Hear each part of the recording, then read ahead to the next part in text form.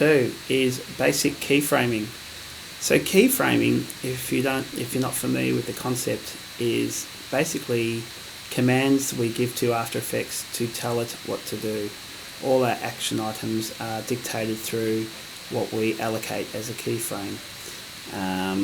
So to give you an example of that, we drop down our little menu here on our film strip.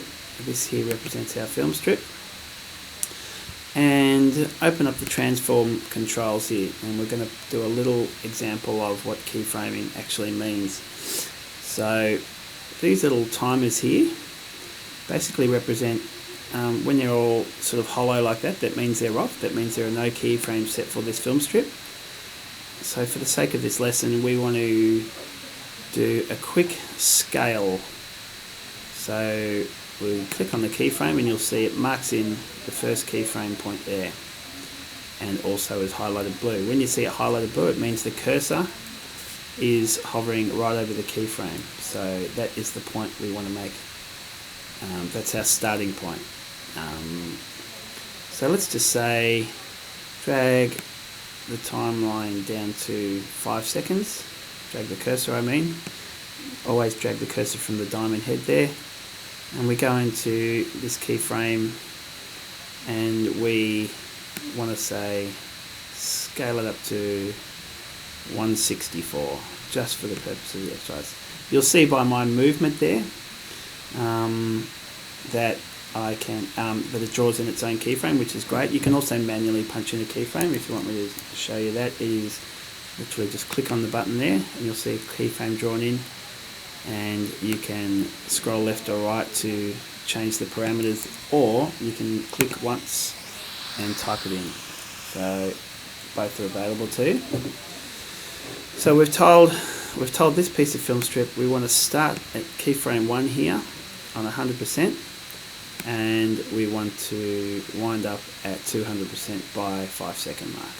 So to play that back, we literally take it to the start by dragging it to the start, and we hit spacebar. And there might be a bit of lag rendering it in, but you'll see slowly it's zooming. It might not be as noticeable with moving video parts there, which is why we'll bring in a still image any second now to explain it a little better. So now when you see it all lighting up green there, that means it's rendered. So if it is lagging and going slow, it means your footage is rendering. Rendering is getting all the rewriting how the video plays based on what you've told it to do. Very good little tip is always keep your viewer. I like to keep it about 50%. The larger the viewer here. So if you're going to go fit to window, the more your CPU has to generate in terms of pixels. So always have this set on auto too. This is your preview. This is your preview resolution. So auto will set the preview and render time based on the size of your CPU and your memory. So full will obviously export or display it full resolution, but you just want, for the purpose of just getting a video together, you just want to keep it as basic as possible. So let's just run that again, and you can see the zoom happening there. So that's pretty cool. You might also decide that you want that zoom to happen a little quicker, starting down this end of the timeline, and you can literally just drag and swipe the keyframes to start anywhere you like. So playing that back may look something like this, where it starts just there and zooms right in. So that's pretty cool. Very flexible and very handy to use. Let's just say we want to add a rotation keyframe in as well, about there. We want to start at 0 and drag it down to 5 seconds. We want it to be, let's just say, 18 degrees. And then you roll it back and play by hitting the space bar, and you can see it tilting over. So So yeah, keyframe is your action commands for everything you do in After Effects. So if you decide you've done a series of keyframes and it's not quite right, you want to start again, you literally just go over to the timer there and click once and it will clear out all the keyframes. Or if you go, oops, that was a mistake, you can just Command Z and it'll come back again. Some other good things to note with keyframes is you can copy and paste keyframes to the other side of your composition if you like. So you need to probably zoom in for that and make sure you're selecting the right part of the keyframe that you want to copy down. So you literally just click on, select, and we want to punch that attribute Command V to paste down there. So we're basically saying we're starting at 0, by this point here will be 18, and by this point here we'll be back to 0. We've got to zoom in there, so that's probably not going to show up so well, so let's just get rid of the zoom for the sake of this, and set it back to 100 so I can make my point a little clearer. Let's bring that a little closer so we don't have to wait all that time for the rotation to happen. So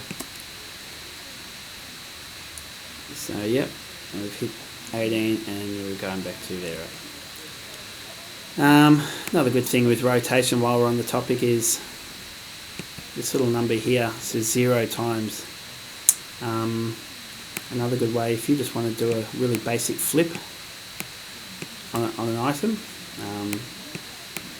oops, undo that. We go,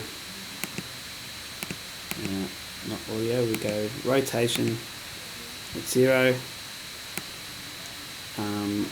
and by 4 seconds we want to spin it round once. So we just punch in 1, and then we play it back,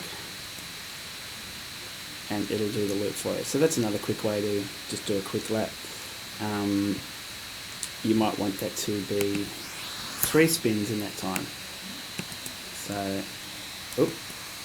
So you must be on the keyframe if you want to make that change. So if you want to make a change to a keyframe, change the attributes on it, just make sure that when you're hovering the cursor, you'll notice over on your window here, once it lights up blue, it means you're on the point. So let's just say 3. Otherwise, what happens if you're not on that point where I said, you'll punch in a new keyframe and you'll have all sorts of troubles wondering what the hell is happening. So always good to zoom in when you need to select a keyframe on that front. So let's just play that back for the sake of the conversation. 1, 2, 3. There you go. Not too bad. Now keyframing works for every effect as well. So for example, we might bring in an effect where we want to blur an image out, and that's what we do to blur. We start the keyframe at 0, we say blur to 100 by 3 seconds, whatever, you can dictate that. Also works on positioning. We'll just do a quick one here while we're here. So we've started at 960, and you can literally just drag the image up if you want, holding shift to keep it aligned. Let's just say we want to wipe that off the page. We like it up there, and we want to copy that to bring it back down to where it was. So it's just going to go up and down. That is keyframing right there. We'll dive a little deeper into some of the finer points as we move into further tutorials. That is the end of lesson 2.